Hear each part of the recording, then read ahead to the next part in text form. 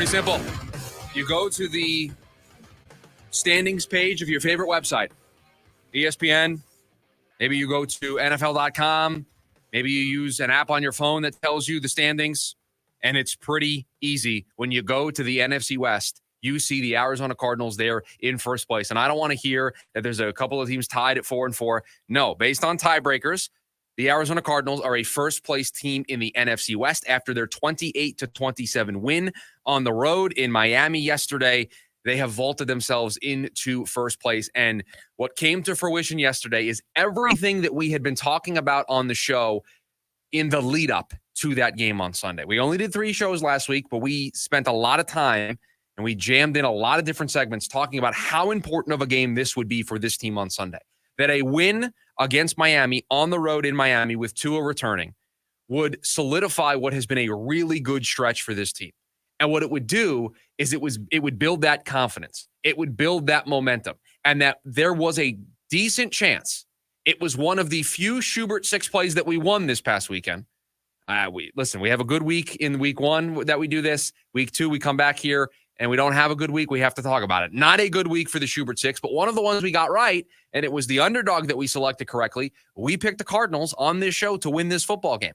I thought that after they played the way that they played on Monday night against the Chargers, that there was a snowball rolling down the hill a little bit for this team in terms of momentum. And they carried that into Miami, and they picked up a really nice win to vault themselves into first place and to put them squarely in the center of the NFC playoff picture. And yes, it has a lot to do with the slow start that the 49ers are off to. Yes, it has a lot to do with Seattle being an up and down team. Yes, it has a lot to do with the Los Angeles Rams being injured, missing some players, and also getting off to a slow start.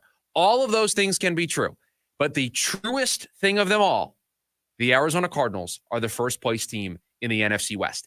That's it. And at week 8, going into week 9 this week, that's really what matters.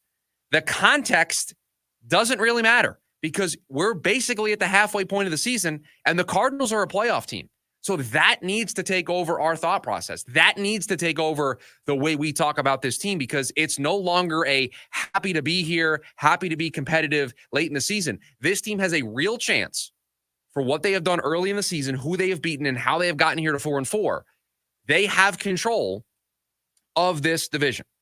And I don't want to do the show before the show here because they've got the Seahawks coming up here in a couple of weeks, and that's going to be a real test.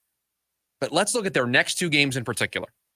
They play the Bears, who are coming off a tough loss on the Hail Mary by Jaden Daniels.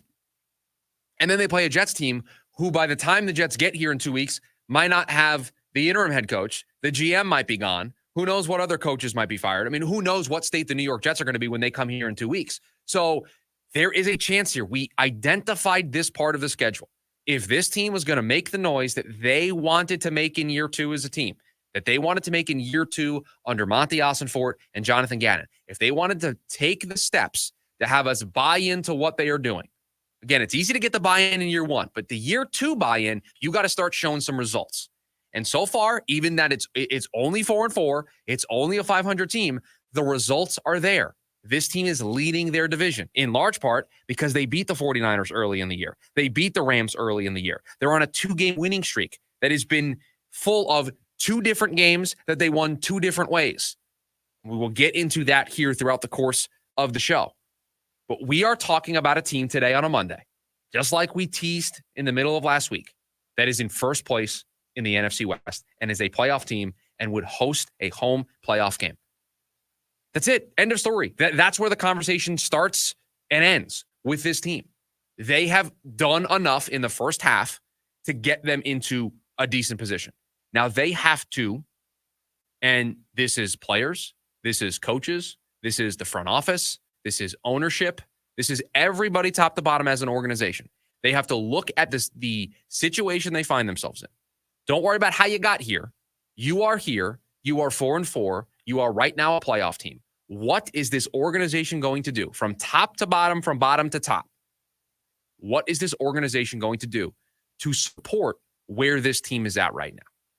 That is the question that is left to be answered from this team's start to the year. And again, it's no Kansas City Chiefs undefeated start to the year. It's no Detroit Lions start to the year. I'm not putting the Arizona Cardinals on that level. But when you look at where this team needed to be in year 2, they are meeting the moment right now. They are meeting that expectation.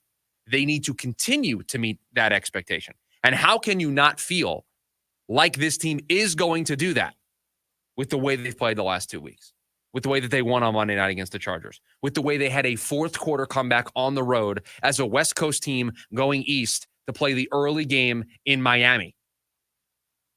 Past Arizona Cardinals teams don't win that game.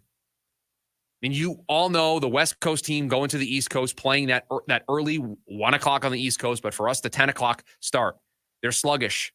Their bodies haven't adjusted to playing a game that early. Those teams never win those games.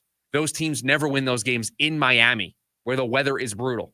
Those teams never win those games in past years with name the coach, name the GM here for Arizona. They don't win those games, just like they don't win games like they won on Monday against the Chargers. The last 2 weeks, this team has won in 2 different ways, and they are ways that the team normally hasn't been able to win.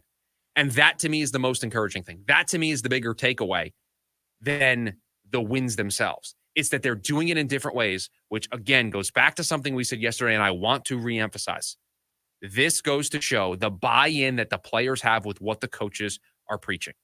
That's a huge milestone for this team to hit.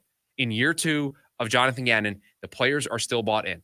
And their record is 4-4. They're a middle-of-the-road team, but they're in first place in their division, and they have the entire season in front of them to make even more noise. So I don't know how you're not skipping downtown. I don't know how you're not skipping around the office today if you're an Arizona Cardinals fan. I mean, your team's in first place. I don't care how you got here. You take this opportunity to be in first place. It is very rare, at least in recent vintage, for this team to be successful. So to be here at this point, to be talking about a first-place team with an opportunity to continue to grow that cushion and an opportunity, and we're going to talk about this here in a second, to buy in even further to what this team is doing, to reward the players and coaches for what they have done through the first couple weeks of the season. There is an opportunity here to do that.